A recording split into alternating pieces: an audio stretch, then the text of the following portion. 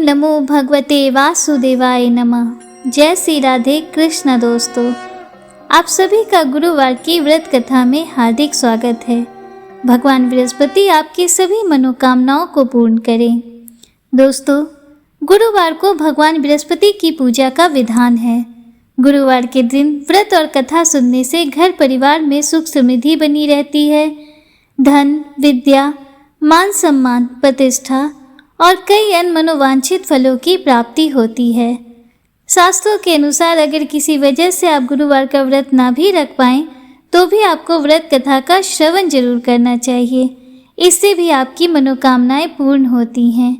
आइए गौरी पुत्र गणेश के चरणों में सादर प्रणाम करके गुरुवार व्रत कथा प्रारंभ करते हैं।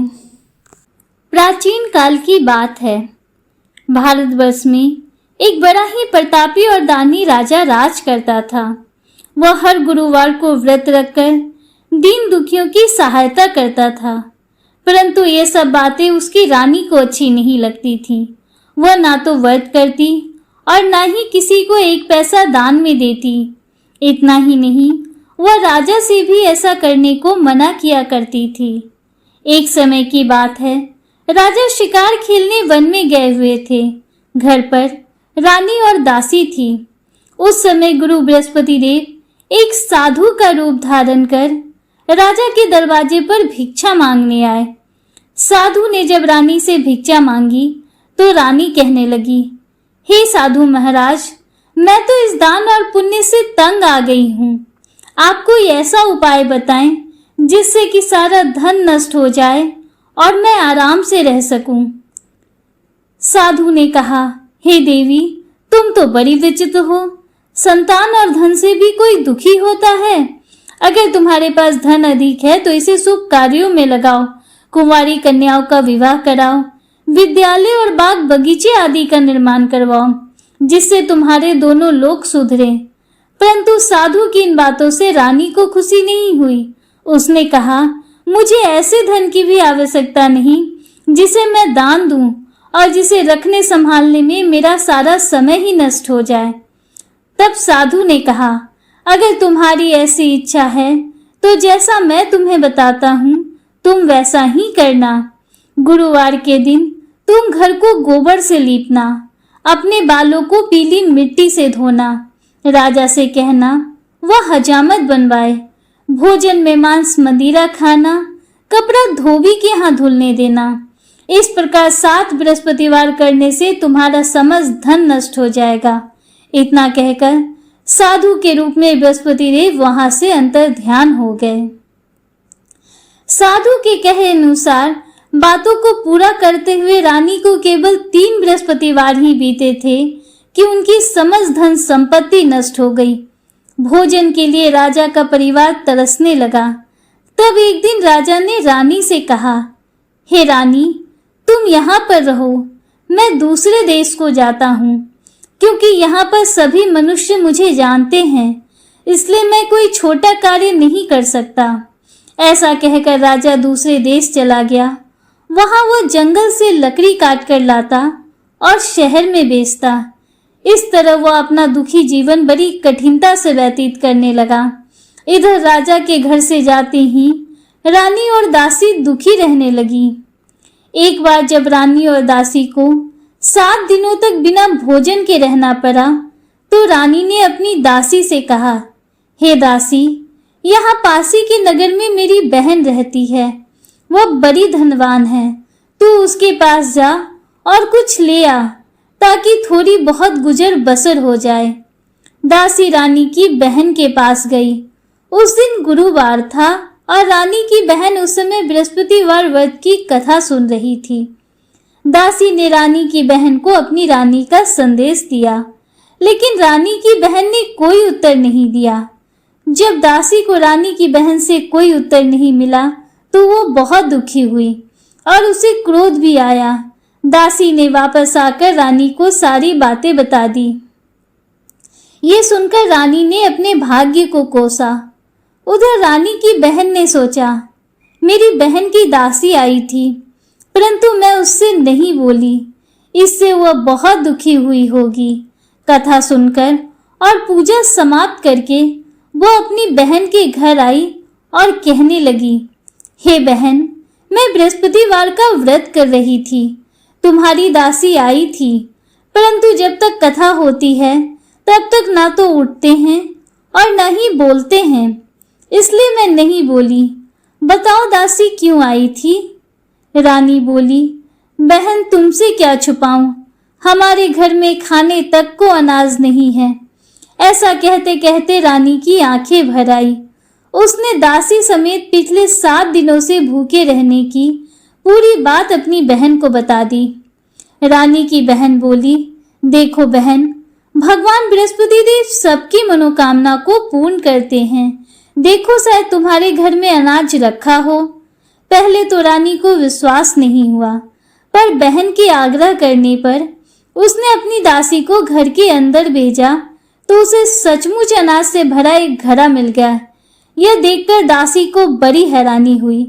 दासी रानी से कहने लगी, हे रानी, देखो, जब हमको भोजन नहीं मिलता तो हम तो रोज ही व्रत करते हैं, इसलिए क्यों न इनसे व्रत की कथा और विधि पूछ ली जाए ताकि हम भी उसे किया करें। तब रानी ने अपनी बहन से बृहस्पतिवार व्रत के बारे में पूछा। रानी की बहन ने बताया, बृहस्पतिवार के व्रत में चने की दाल और मुनक्का केले की जड़ में अर्पित करें तथा दीपक जलाएं, व्रत कथा सुने और पीला भोजन ही करें। इससे बृहस्पति देव और भगवान विष्णु प्रसन्न होते हैं।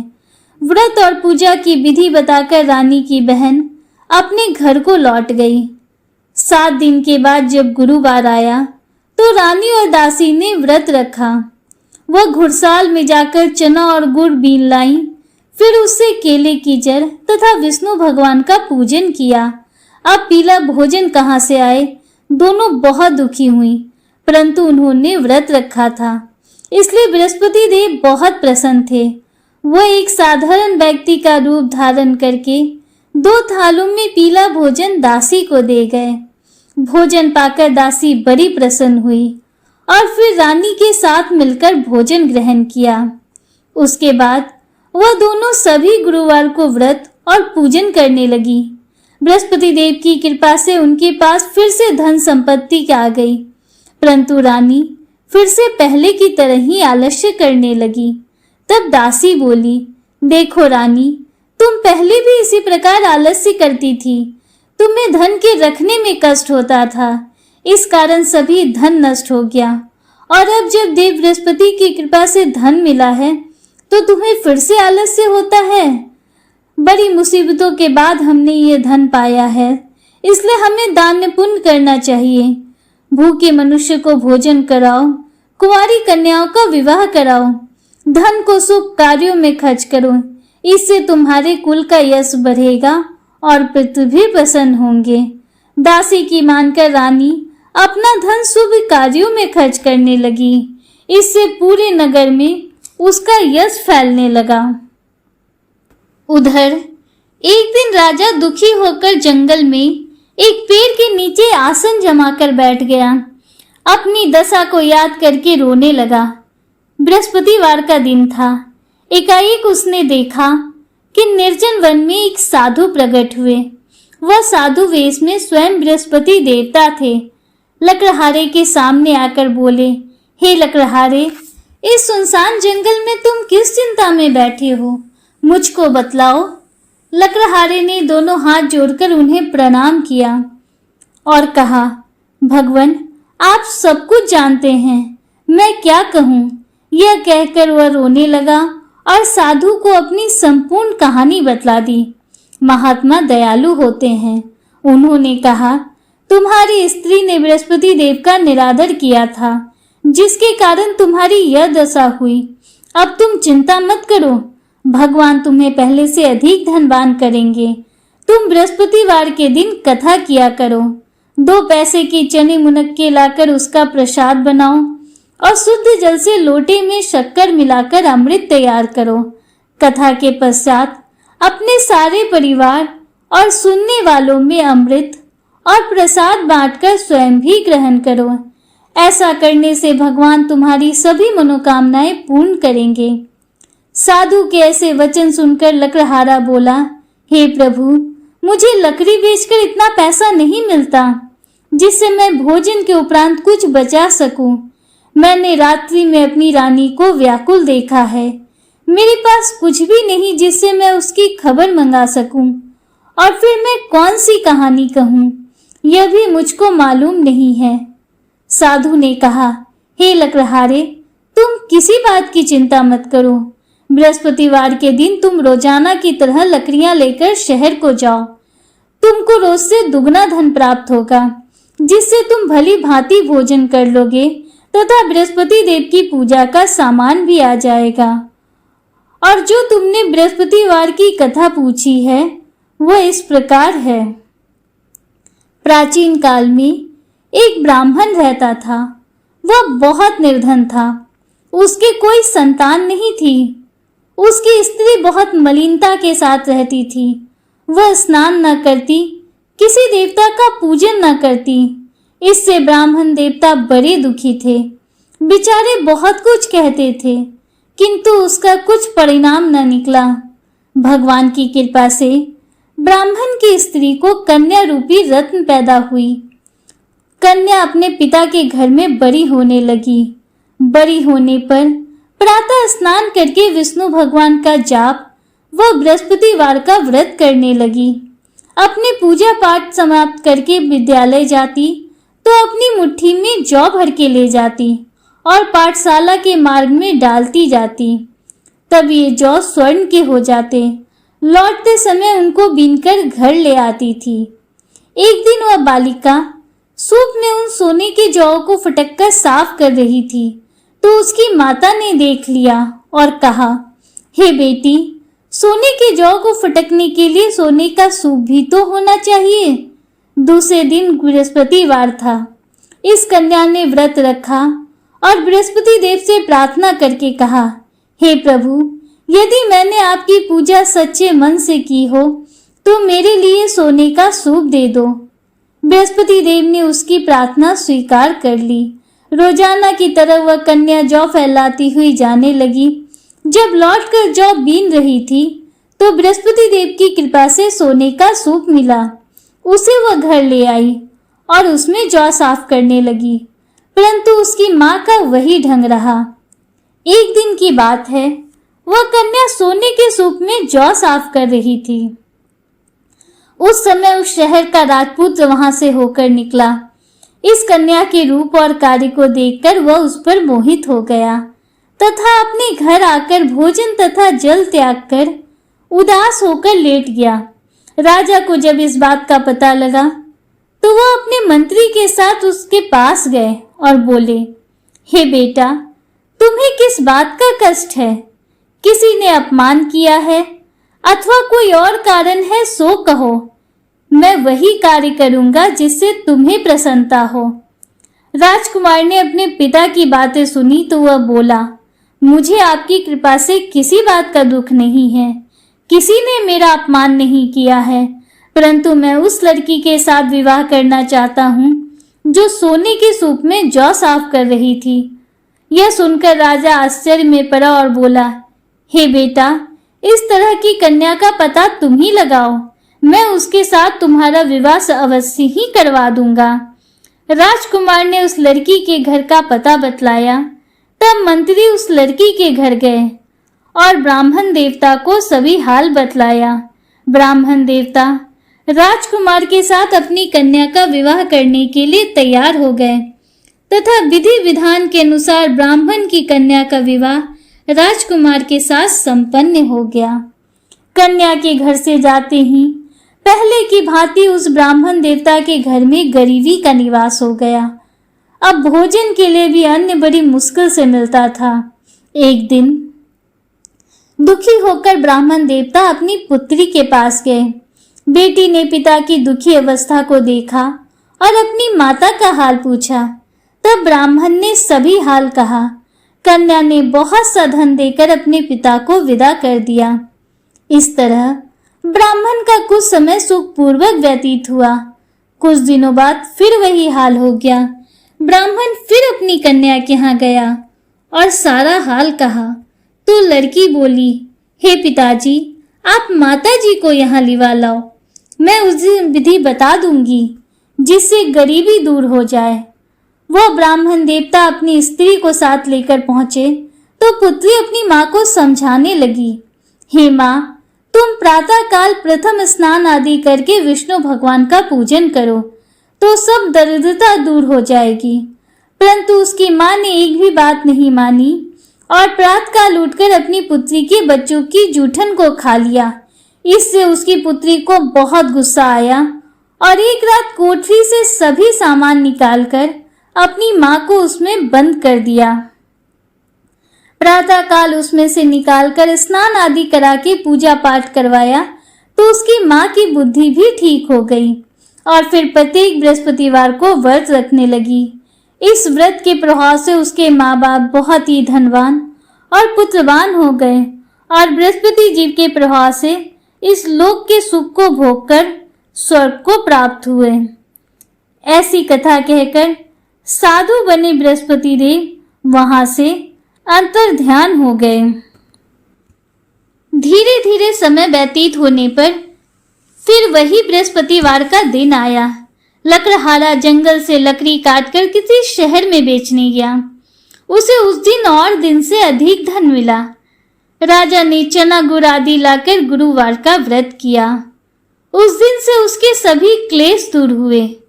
परंतु जब दोबारा गुरुवार का दिन आया तो राजा बृहस्पतिवार का व्रत करना भूल गया। इस कारण बृहस्पति भगवान नाराज हो गए।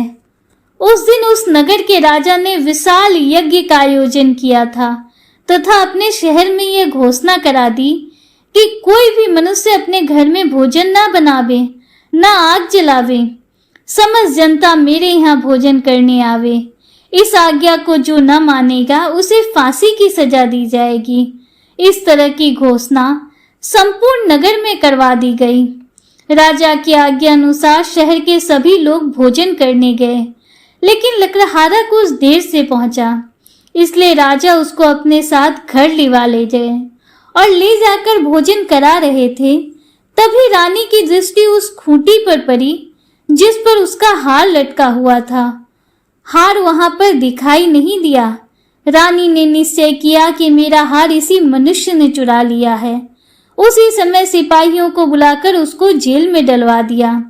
जब लकड़हारा कारागार में पड़ गया तो बहुत दुखी होकर विचार करने लगा कि न जाने कौन से पूर्व जन्म के कर्म से मुझे यह दुख प्राप्त हुआ है, और उसी साधु को याद करने लगा जो जंगल में मिला था।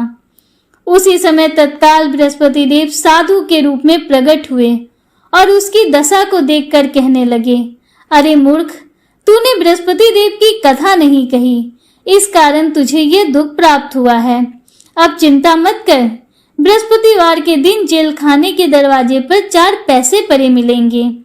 उनसे तू बृहस्पति देव की पूजा करना, तेरे सभी कष्ट दूर हो जाएंगे। बृहस्पतिवार के दिन जेल खाने के दरवाजे पर उसे 4 पैसे पड़े मिले। लकड़हारे ने कथा कही। उसी रात्रि को बृहस्पति देव ने उस नगर के राजा को स्वप्न में कहा, हे राजा, तूने जिस आदमी को कारागार में बंद किया है वह निर्दोष है, वह राजा है, उसे छोड़ देना। रानी का हार उसी खूंटी पर लटका है। अगर तू ऐसा नहीं करेगा तो मैं तेरे राज को नष्ट कर दूंगा। इस तरह रात्रि के स्वप्न को देखकर राजा प्रातःकाल उठा और खूंटी पर हार देखकर लकड़हारे को बुलाकर क्षमा मांगी तथा लकड़हारे को सुंदर वस्त्र आभूषण देकर विदा कर दिया। बृहस्पति देव की आज्ञा अनुसार राजा अपने नगर को चल दिया। राजा जब अपने नगर के निकट पहुंचा तो उसे बड़ा ही आश्चर्य हुआ। नगर में पहले से अधिक बाग, तालाब, कुएं तथा बहुत से धर्मशाला, मंदिर आदि बने हुए थे। राजा ने पूछा, यह किसका बाग और धर्मशाला है? तब नगर के सभी लोग कहने लगे, ये सब रानी और बांदी के हैं। तो राजा को आश्चर्य हुआ और गुस्सा भी आया। जब रानी ने यह खबर सुनी कि राजा आ रहे हैं तो उन्होंने दासी से कहा, हे दासी, देख राजा हमको कितनी बुरी हालत में छोड़ गए थे। वह हमारी ऐसी हालत देखकर लौट न जाएं, इसलिए तू दरवाजे पर खड़ी हो जा। आज्ञा अनुसार दासी दरवाजे पर खड़ी हो गई। राजा आए तो उन्हें अपने साथ लिवा लाई। तब राजा ने क्रोध करके अपनी रानी से पूछा कि बताओ यह धन तुम्हें कैसे प्राप्त हुआ है। तब उन्होंने कहा, हमें यह सब धन बृहस्पति देव के व्रत के प्रभाव से प्राप्त हुआ है। राजा ने निश्चय किया कि 7 रोज बाद तो सभी बृहस्पति देव का पूजन करते हैं, परंतु मैं प्रतिदिन 3 बार कहानी कहा करूंगा तथा रोज ही व्रत किया करूंगा। अब हर समय राजा के दुपट्टे में चने की दाल बंधी रहती तथा वह दिन में 3 बार कहानी कहता। एक रोज राजा ने विचार किया, चलो अपनी बहन के यहाँ हो आए। इस तरह निश्चय कर राजा घोड़े पर सवार हो अपनी बहन के यहाँ को चलने लगा। मार्ग में उसने देखा कि कुछ आदमी एक मुर्दे को लिए जा रहे हैं। उन्हें रोककर राजा कहने लगा, अरे भाइयों, मेरी बृहस्पति देव की कथा सुन लो। वे बोले, लो, हमारा तो आदमी मर गया है, इसको अपनी कथा की पड़ी है। परंतु कुछ आदमी बोले, अच्छा कहो, हम तुम्हारी कथा भी सुनेंगे।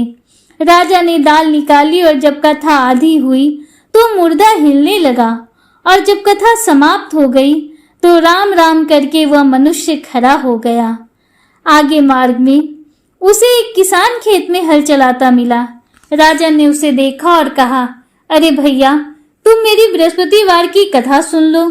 किसान बोला, जब तक मैं तेरी कथा सुनूंगा तब तक 4 हरैया जोत लूंगा। जा अपनी कथा किसी और को सुनाना। इस तरह राजा आगे बढ़ गया। राजा के हटते ही बैल पछाड़ खाकर गिर गए तथा किसान के पेट में बहुत जोर से दर्द होने लगा। उसी समय किसान की माँ रोटी लेकर आई। उसने जब यह देखा तो अपने पुत्र से सब हाल पूछा। बेटे ने सभी हाल कह दिया तो बुढ़िया दौड़ी दौड़ी उस घुड़सवार के पास गई और उससे बोली, मैं तेरी कथा सुनूंगी, तू अपनी कथा मेरे खेत पर चलकर ही कहना। राजा ने बुढ़िया के खेत पर जाकर कथा कही, जिसके सुनते ही बैल खड़े हो गए तथा किसान के पेट का दर्द भी बंद हो गया। राजा अपनी बहन के घर पहुंच गया। बहन ने भाई की खूब मेहमानी की। दूसरे रोज प्रातःकाल राजा जगा तो वो देखने लगा कि सब लोग भोजन कर रहे हैं। राजा ने अपनी बहन से कहा, ऐसा कोई मनुष्य है जिसने भोजन नहीं किया हो, जो मेरी बृहस्पतिवार की कथा सुन ले। बहन बोली, हे भैया, यह देश ऐसा ही है। पहले यहाँ लोग भोजन करते हैं, बाद में अन्य कार्य करते हैं। अगर कोई पड़ोस में हो तो देख आऊं। वह ऐसा कहकर देखने चली गई, परंतु उसे ऐसा कोई व्यक्ति नहीं मिला जिसने भोजन नहीं किया हो। अतः वह एक कुम्हार के घर गई, जिसका लड़का बीमार था। उसे मालूम हुआ कि उसके यहाँ 3 रोज से किसी ने भोजन नहीं किया है। रानी ने अपने भाई की कथा सुनने के लिए कुम्हार से कहा। वह तैयार हो गया। राजा ने जाकर बृहस्पतिवार की कथा कही, जिसको सुनकर उसका लड़का ठीक हो गया। अब तो राजा की प्रशंसा होने लगी। एक रोज राजा ने अपनी बहन से कहा, हे बहन, हम अपने घर को जाएंगे, तुम भी तैयार हो जाओ। राजा की बहन ने अपनी सास से कहा। सास ने कहा, हाँ चली जा, परंतु अपने लड़कों को मत ले जाना, क्योंकि तेरे भाई को कोई औलाद नहीं होती है। बहन ने अपने भाई से कहा, हे भैया, मैं तो चलूंगी, परंतु कोई बालक नहीं जाएगा। राजा बोला, जब कोई बालक नहीं जाएगा तब तुम ही चलकर क्या करोगी। बड़े दुखी मन से राजा अपने नगर को लौट आया। राजा ने अपनी रानी से कहा, हम निर्वंशी राजा हैं, हमारा मुंह देखने का धर्म नहीं है और कुछ भोजन आदि नहीं किया। रानी बोली, हे प्रभु, बृहस्पति देव ने हमें सब कुछ दिया है, वह हमें संतान अवश्य देंगे। उसी रात्रि को बृहस्पति देव ने राजा को स्वप्न में कहा, हे राजा उठ, सभी सोच त्याग दे, तेरी रानी गर्भ से है। राजा को यह बात सुनकर बड़ी खुशी हुई। 9वें महीने में रानी के गर्भ से एक सुंदर पुत्र पैदा हुआ। तब राजा बोला, हे रानी, स्त्री बिना भोजन के रह सकती है, पर बिना कहे नहीं रह सकती। जब मेरी बहन आए तो तुम मुझसे कुछ मत कहना। रानी ने सुनकर हाँ कर दिया। जब राजा की बहन ने यह शुभ समाचार सुना तो वह बहुत खुश हुई तथा बधाई लेकर अपने भाई के यहाँ आई। तब रानी ने कहा, घोड़ा चढ़कर तो आई नहीं, गधा चढ़ी आई। राजा की बहन बोली, भाभी, मैं इस प्रकार नहीं कहती तो तुम्हें औलाद कैसे मिलती? बृहस्पति देव ऐसे ही हैं, जैसी जिसके मन में कामनाएं हैं सभी को पूर्ण करते हैं। जो सद्भावना पूर्वक बृहस्पतिवार का व्रत करता एवं कथा पढ़ता है, सुनता है, दूसरों को सुनाता है, भगवान बृहस्पति उसकी सभी मनोकामनाएं पूर्ण करते हैं। भगवान बृहस्पति देव उसकी सदैव रक्षा करते हैं। संसार में जो मनुष्य सद्भावना से भगवान का पूजन व्रत सच्चे हृदय से करते हैं तो उनकी सभी मनोकामनाएं पूर्ण करते हैं। जैसी सच्ची भावना से रानी और राजा ने उनकी कथा का गुणगान किया तो उनकी सभी इच्छाएं बृहस्पति देव जी ने पूर्ण की। इसलिए पूर्ण कथा सुनने के बाद प्रसाद लेकर जाना चाहिए। हृदय से उनका मनन करते हुए जयकार बोलना चाहिए। बोलो भगवान बृहस्पति देव की जय, श्री हरि विष्णु की जय। दोस्तों, उम्मीद करती हूँ कि गुरुवार की ये व्रत कथा आपको पसंद आई होगी और वीडियो आपको अच्छा लगा होगा। अगर वीडियो आपको थोड़ा सा भी अच्छा लगा हो तो वीडियो को लाइक कीजिए, दूसरों के साथ शेयर कीजिए, कमेंट में हर हर महादेव, जय श्री राधे कृष्णा जरूर लिखिए। अगर आप हमारे चैनल पर पहली बार आए हैं तो चैनल को सब्सक्राइब कीजिए, बेल आइकन जरूर प्रेस कीजिए, जिससे आगे भी आपको ऐसी ही रोचक जानकारियां मिलती रहें। मिलते हैं आपसे अगले वीडियो में, तब तक के लिए हर हर महादेव, जय श्री राधे कृष्णा, राधे राधे।